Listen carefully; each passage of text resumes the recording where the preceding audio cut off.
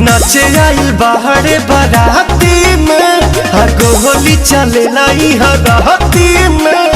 आई हो दादा क्यों लगा सुन नाचे आइल बाहरे बाराती में गोली चले लाई हराती में।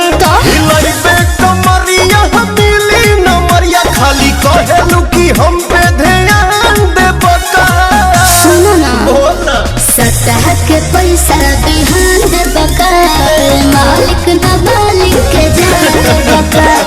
सतह के पैसा बिहान दे बका मालिक न मालिक के जान बका। अरे लाओ रे खा जा जिया।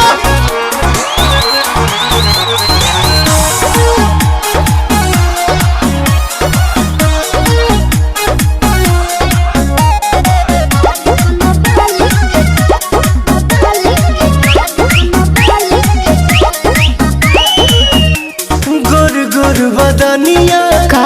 निरीख दे हो करिया जमुनिया तानी चीख दे। खा के नहीं खाई का हो थोड़ा का लागता बोल खाली ठेके बड़ की हो लेके बगली में पड़ की हो। बाबू जैसन तू सोचता रह अच्छा कहीं ओइसन ना लड़ की हो। खाली खोजेलू मोट होई गोटी के नोट कहेलू दर्द घमसान दे बका। सतह के पैसा बिहान दे बका मालिक न मालिक के जान बका।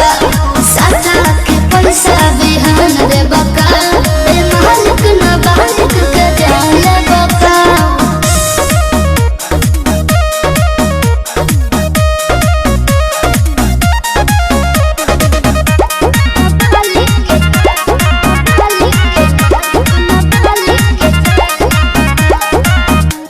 तोर मुस्कान चल बोली बात रे हरस के रासा गुल गोली बात रे।